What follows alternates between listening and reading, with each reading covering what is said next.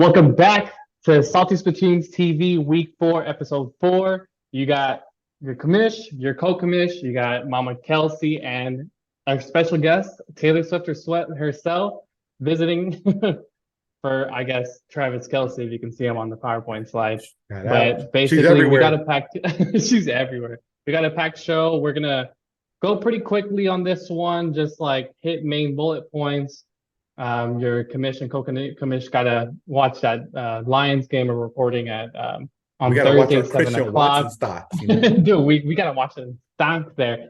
But let's run through it real quickly. Last week, in terms of movers, you really had A Rojas moving up 2 spots. Someone's a little salty there. We talked about it Because beforehand.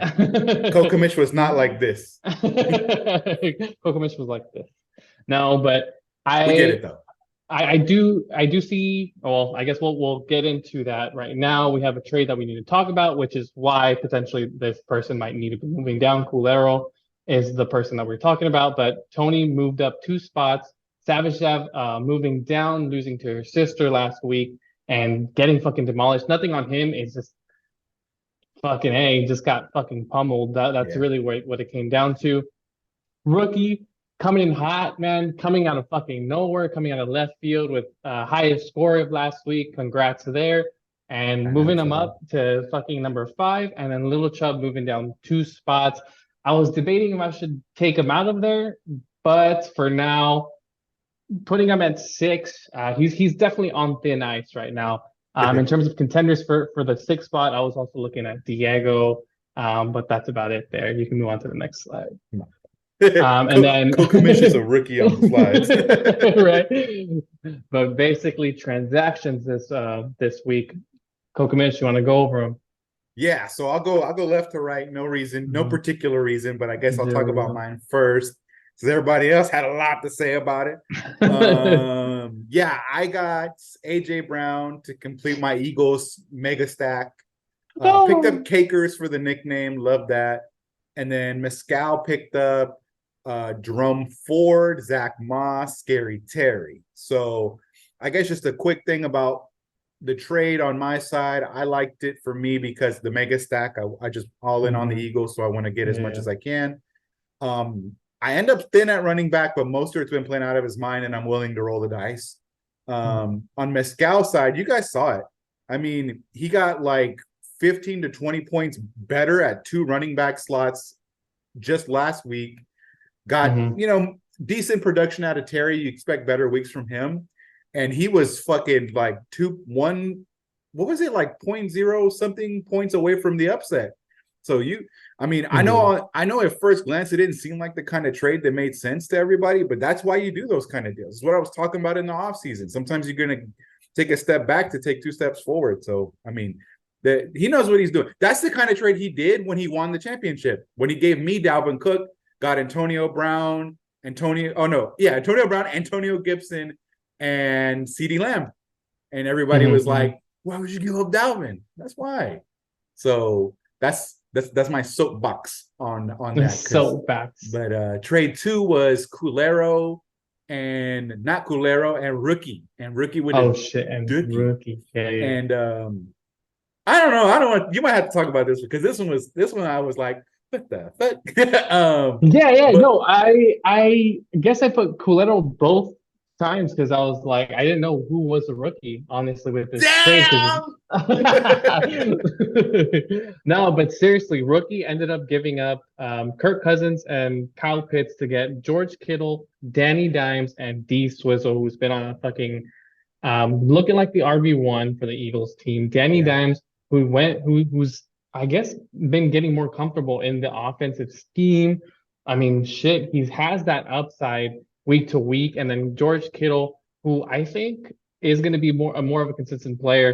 And Culero picked up he's currently the number 1 QB option. And Kirk Cousins, I don't know, maybe he just wanted to complete that Justin Jefferson, Kirk Cousins stack. That's what it was. He was salivating on that. And then getting Kyle Pitts, who's been getting more targets, but it's the Atlanta Falcons. I think in terms of who won this, I'm leaning the rookie side. I think he did a really good trade here, at least getting 3 for 3 for 2, especially since this man needed depth. Mike Williams going out, he needed the flex Yeah. spot, and I mean he needed a tight end as well. So at least a little bit more of a reliable tight end. So I That's think, they're like a yeah, push to me though. Like I'm like, what's the problem with Pitts right now? Not enough targets. What's the problem with yeah, Kittle? Not enough targets. Like they're to hmm me, they're the same tight end. So watch the tight end. hmm Kirk Cousins, Danny Dimes and Kirk Cousins can both have the same ceiling. yeah, So what Culero just paid for the floor was a whole ass RB1 so far in yeah, the season. yeah, So it doesn't make sense to me. But I mean, I guess if he's maybe too, he had to free up a roster spot for Cooper Kupp. So if we're giving yeah, I him the agree. credit of having Cooper Kupp come back, it looks better. And I just, I figured you probably could throw away a lesser running back, maybe, but I don't know. I guess maybe the rookie has iron negotiation skills. Yeah, and I forgot to mention there was 15 fab in there. I know it doesn't seem God like much, but damn, rookie did end up getting some of that fab more back, which than is what he's been needing. more than 200% fab increase for the rookie. And then moving on to DePappy, going on, gonna mention a couple points here. J Molly Uh, going up, interestingly, Coolero going down. That's fine. Savage Dab going up 2 spots. I guess just because he's been fairly consistent in terms of hitting the 100 marker. Um, and then nothing really much changing there other than Little Chubb moving down 2 spots. Is that what I'm seeing? It's left to right? Yeah, I believe that the right one is the updated one. So I believe Little Chubb went down 2, Cool Kid going up 2, or my team, which is really interesting. Maybe it's because he is tallying the points against and points for. The points against for me is looking really rough. So hopefully my points for is what's making it a little bit better because what's Little driving Chubb it? barely had 2 wins by like maybe 90 points each. But all right, let's go to the next one. And then finally, matchups and pick'em. I think me, your commission, your co-commish, literally have mostly all the same picks, really, between Cool Kid J Molly. I think right now J Molly has the better matchups. Yep. I currently have a lot of Ravens players, which is why I think we both are leaning J Molly this week.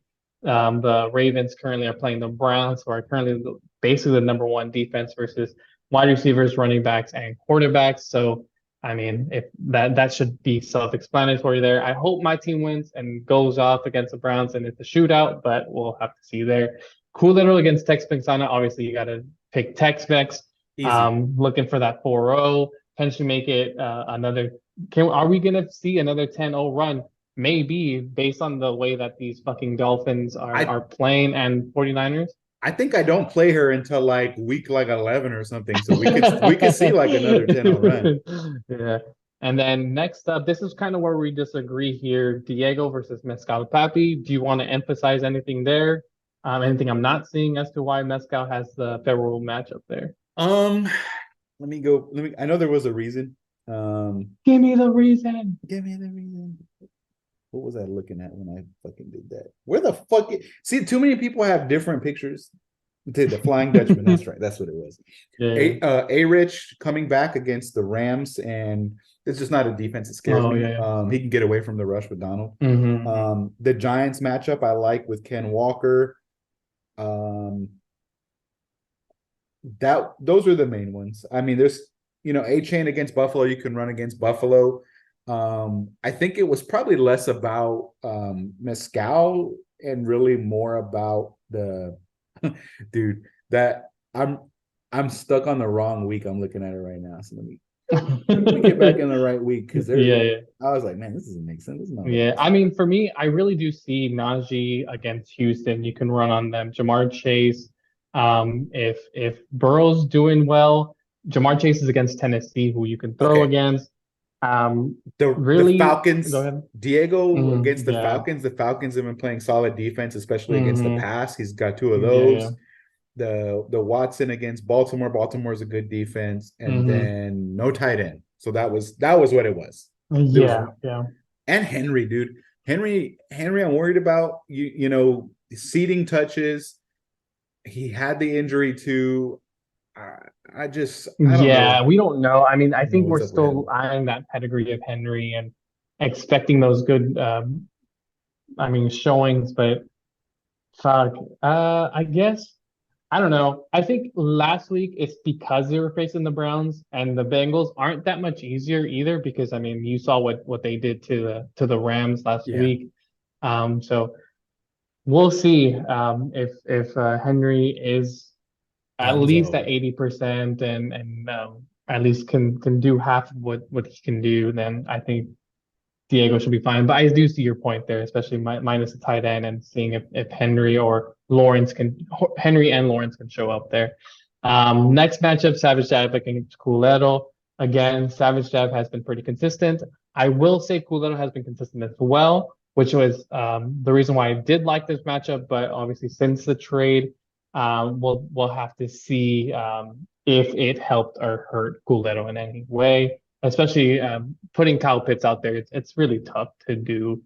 And then finally, this is going to be a what 2-on-1 matchup. You got A Ross versus Little Chubb, and it should be another good one. I picked your team to win this. Why? Because I mean, fly Eagles fly. Basically, is where I'm at. Yeah. What about you? What you got to say here before we? That's fucking where I'm at too, dude. Fly Eagles fly, and I love my two running back matchups. The James Cook Mhm. against Miami, and then Raheem Mostert against Buffalo. I mean, I Yeah, love the matchups. On his side, I'm worried about the matchups with Ramondre against Dallas. Dallas soon. Burrow, doesn't matter who you play. I'm worried about him. That injury so far, he's gotten Yeah, off to a slow start. Brian Robinson against Philly, tough matchup. Pickens against Houston. If Stingley doesn't play, which he probably won't, that's probably not such a bad matchup. But then you worry hmm about them just running the pill and just yeah, yeah, bleeding the clock. So I'm a little more favorable on my stuff. Maybe CD is the one that I'm worried about matchup wise, but yeah, I could bench him, bro, and I still got Brown and Smith and Wilson. So I could figure it out. I get flexible. I yeah. like where I'm at. Oh, the game's about to start. So Oh, all right, what guys. a what You a got would any you last words before we head out? just like and subscribe and make sure you guys thank Taylor and Mama Kelsey in the comments. Showing up. But Other than that, that's it for thanks, me. guys. Peace. All right, peace.